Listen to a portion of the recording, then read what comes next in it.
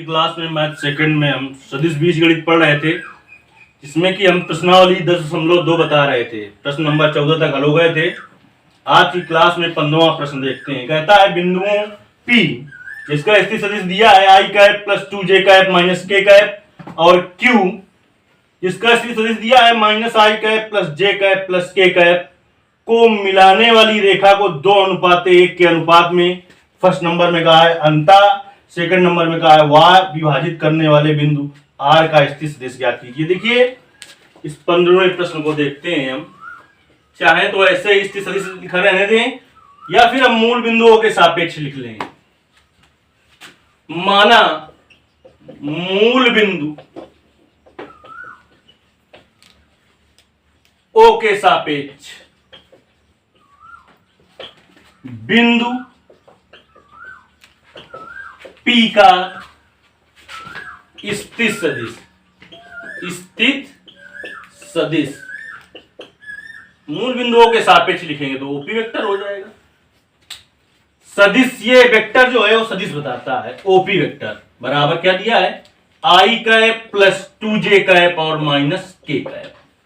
और फिर लिखेंगे मूल बिंदु O के सापेक्ष लिखेंगे, आप यहां पर लाइन नहीं खींचेंगे, Q का स्थिर सदिश। Q का स्थिर सदिश क्या होगा ओ क्यू वेक्टर या वेक्टर ओ क्यू, कुछ भी कह सकते हैं। वेक्टर पहले कहें या बाद में, यानी वेक्टर ओ क्यू कहें या ओ क्यू वेक्टर कहें, बराबर माइनस आई कैप प्लस जे कैप प्लस के कैप। इसको मिलाने वाली रेखा को 2:1 के अनुपात में अंता और बाह्यता विभाजित करने वाले बिंदु R का निर्देशांक ज्ञात करना है। इसके लिए सूत्र देख लेते हैं हम पहले। अगर दो बिंदु हो बेटा OP वेक्टर और OQ वेक्टर, दो बिंदु हो OP वेक्टर और OQ वेक्टर, इनको यम अनुपात n के अनुपात में अंता विभाजित करने वाले बिंदु जो होता है R, उसका स्थिर सदिश होता है यम OQ vector plus n OP vector बटे यम प्लस n। ये क्या है, दो सदिश अगर है OP वेक्टर और OQ वेक्टर और ये यम अनुपात n के अनुपात में अंता विभाजित कर रहे हैं तो उसके लिए सूत्र है।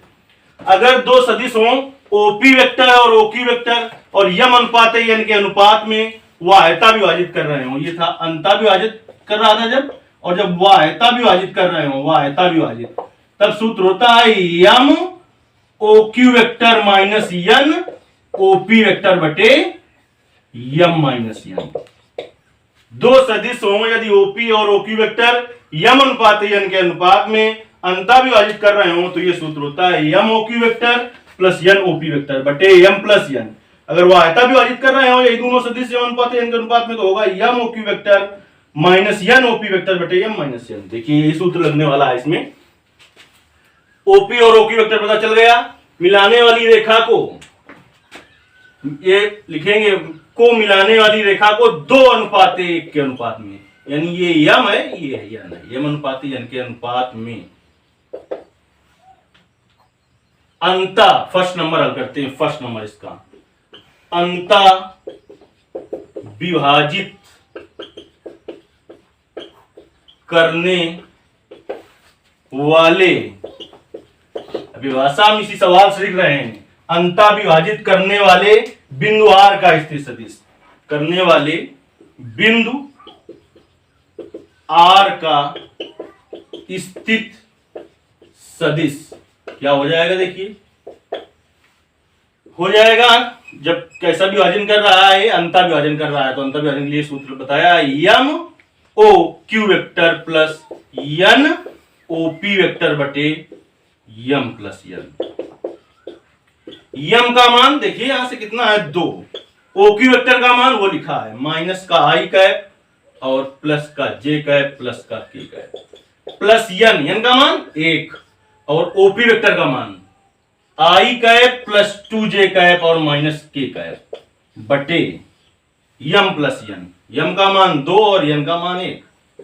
देखिए यहां पर किसका चिन्ह बना है आप जानते हैं, गुणा का, यानी 2 का गुणा इसमें करना पड़ेगा, 1 का गुणा इसमें कर देते हैं तो आ जाएगा माइनस का 2i कैप प्लस का 2j कैप और प्लस का 2k कैप, एक का गुणा करेंगे यही बना रहेगा i cap plus 2j cap और माइनस का k कैप बटे 2 एक कितना हो गया 3।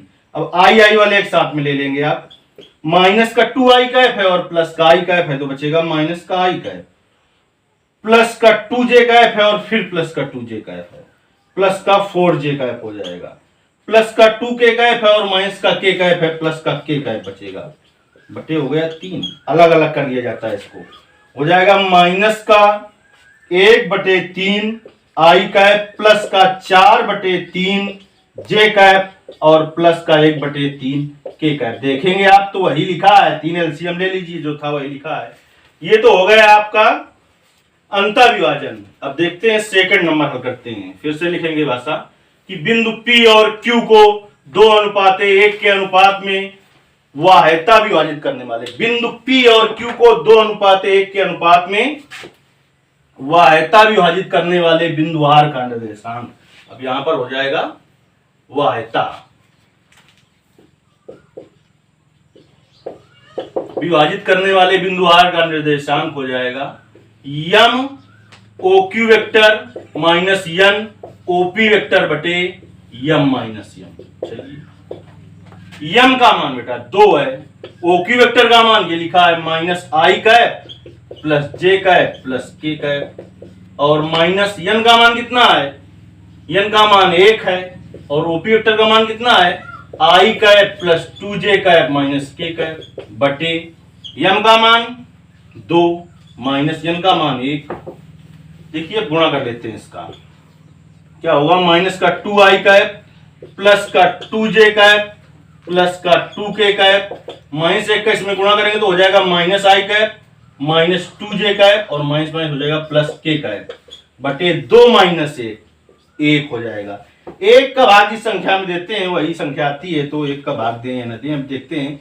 माइनस का 2i कैप और माइनस का i कैप हो गया माइनस का 3i कैप, प्लस का 2j कैप और माइनस का 2j कैप खत्म हो गया, यानी लिख सकते हैं 0j कैप, प्लस का 2k कैप और प्लस का k कैप हो गया 3k कैप। सब में 1 से भाग देंगे यही बना रहेगा, या फिर 0 वाले को ना लिखें, माइनस का 3i कैप और प्लस का 3j कैप। देखिए इसके दोनों भाग हो गए 15 नंबर के। 16वां नंबर प्रश्न देखते हैं, सूत्र आपको लिख लेना होगा ये।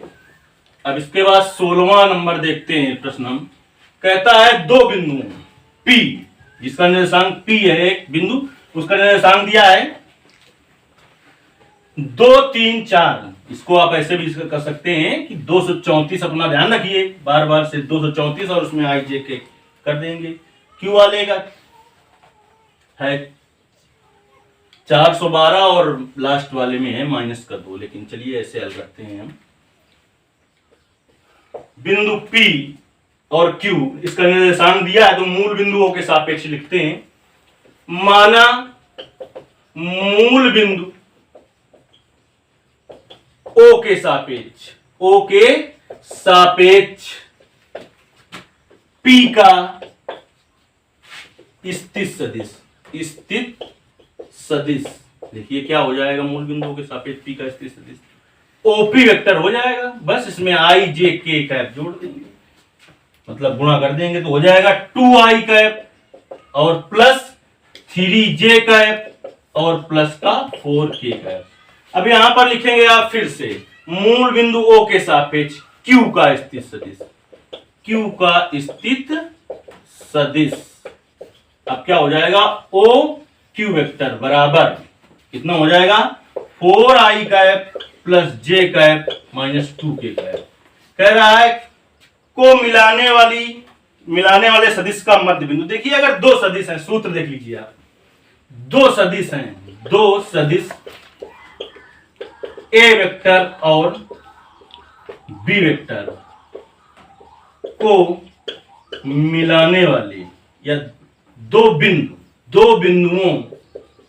बिंदुओं A वेक्टर और B वेक्टर को मिलाने वाले सदिश का मध्य बिंदु। सदिश का मध्य बिंदु देखिए क्या होता है, मध्य बिंदु सूत्र होता है A vector plus B vector बटे, तो यही सूत्र आप यहां पर लिखेंगे। दो बिंदुओं ओपी वेक्टर और ओक्यू वेक्टर, या दो बिंदुओं P और Q, दो बिंदुओं P और Q को मिलाने वाली सदिश का मध्य बिंदु, मिलाने वाले सदिश का मध्य बिंदु हो जाएगा OP vector plus OQ vector बटे 2।